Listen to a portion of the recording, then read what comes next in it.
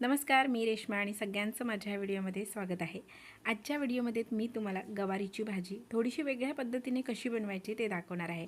गवार म्हटली की भरपूर जणांच्या चेहऱ्याचे एक्सप्रेशन चेंज होतात। भरपूर जणांना गवार हा प्रकार आवडत नाही, थोडीशी तुरट लागते, कडवट लागते किंवा आणि काही कारणं असतील म्हणूनही।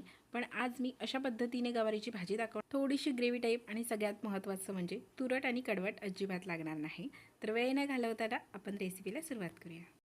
तर गवार जी आहे ना ती कापण्यापेक्षा शक्यतो हातानेच मोडून घ्यायची, जेणेकरून काय होतं की त्याच्या दोन्ही साईडला ना दोऱ्यासारखं असं असतं, तर ते आपल्याला काढून टाकता येईल। कापल्यावरती काय होतं की ते काढायला येत नाही आणि जेव्हा आपण भाजी खातो त्यावेळी ते भाजीमध्ये आपल्याला तोंडामध्ये येत राहतं, दोऱ्यासारखं लागतं किंवा चावल्यानंतर त्याचा चोथा कसा होतो।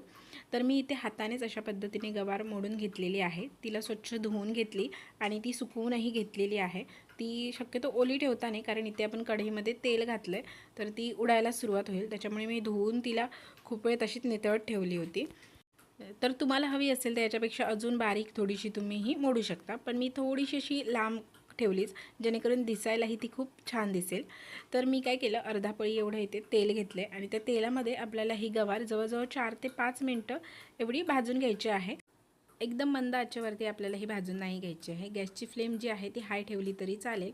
तर हाय फ्लेमवरती 4 ते 5 मिनटं ही गवार माझी भाजून झालेली आहे। बघू शकता हिचा कलरही थोडासा चेंज झाला आहे। त्यानंतर दुसरी स्टेप करायची आहे ती म्हणजे ही भाजलेली जी गवार आहे ती आपल्याला एका भांड्यामध्ये काढून घ्यायची आहे। वाटल्यास तुम्ही गॅस बंद करू शकता किंवा गॅसची जी फ्लेम आहे ती कमी करू शकता।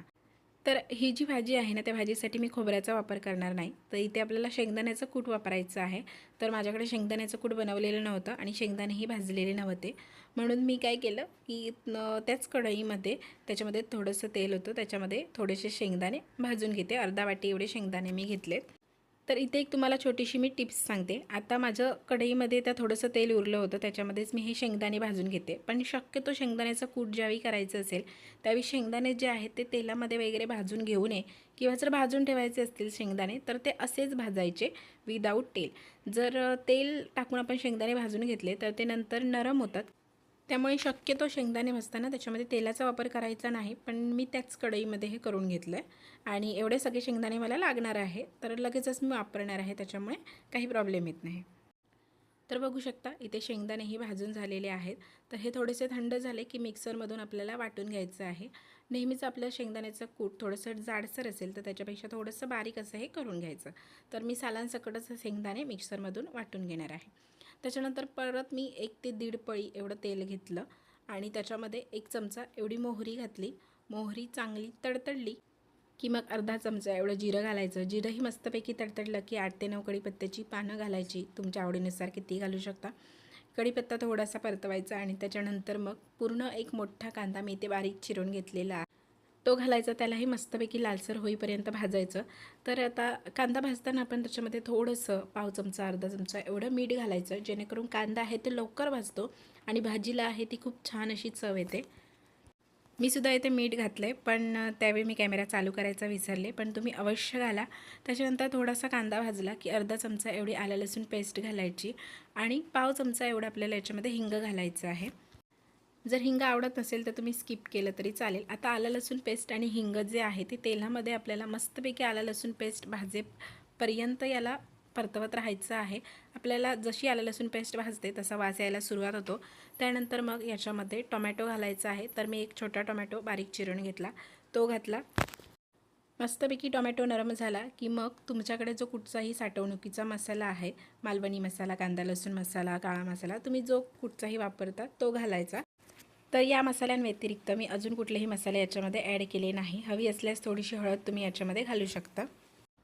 त्यानंतर 1 मिनिटभर मी असा मसाला तेलामध्ये परतवून घेतला आणि मग त्याच्यात आपल्याला थोडंसं पाणी घालायचं आहे। पाणी यासाठी मसाला आहे तो तेलामध्ये करपू नये आणि दुसरं म्हणजे मसाला आहे तो चांगला शिजेल, याच्यामुळे आपल्याला याच्यात थोडंसं पाणी घालायचं आहे।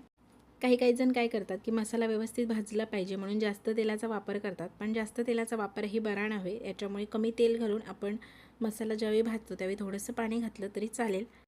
तर 1.5 ते 2 मिनिट मसाला असा पाण्यामध्ये मस्तपैकी शिजू द्यायचा।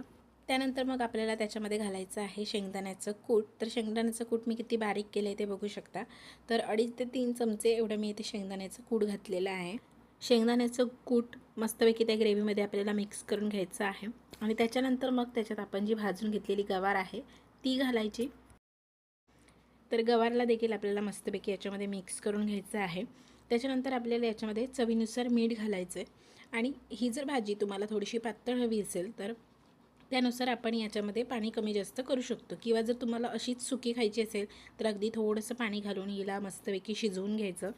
तर मी येथे अर्धा ग्लास एवढा पाण्याचा वापर केलेला आहे। एक उकळी आली की आपल्याला अंदाज येईल आपल्याला भाजी केवढी जाड पातळ पाहिजे, त्यानुसार आपण येथे पाण्याचा वापर करायचा। मी टोटल 1 ग्लास एवढा पाण्याचा वापर येथे केलेला आहे। पहिल्यांदा मी अर्धा ग्लास एवढं पाणी घातलं, नंतर एक उकळी आली आणि त्याच्यात मी अजून थोडंसं अर्धा ग्लास एवढं पाणी घातलं। त्यानंतर सगळी भाजी व्यवस्थित मिक्स करून घ्यायची आणि आपल्याला याच्यावरती झाकण ठेवायचं आहे। 6 ते 7 मिनिटांसाठी आपल्याला ही भाजी शिजवून घ्यायची आहे। मला 6 ते 7 मिनिटं लागली, तुम्हाला याच्यापेक्षा थोडीशी कमी थोडीशी जास्तही लागू शकतात। बघू शकता मस्तपैकी भाजी इथे तयार झालेली आहे।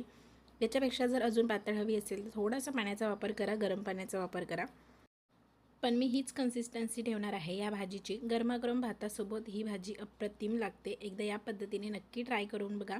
व्हिडिओ आवडला असल्यास व्हिडिओला एक लाईक नक्की करा। चॅनलला पहिल्यांदा व्हिजिट केला असेल तर सबस्क्राईब करून जा। पुन्हा भेटूया अशाच मस्त मस्त रेसिपींमध्ये। तोपर्यंत बनवत राहा आणि खात राहा। धन्यवाद।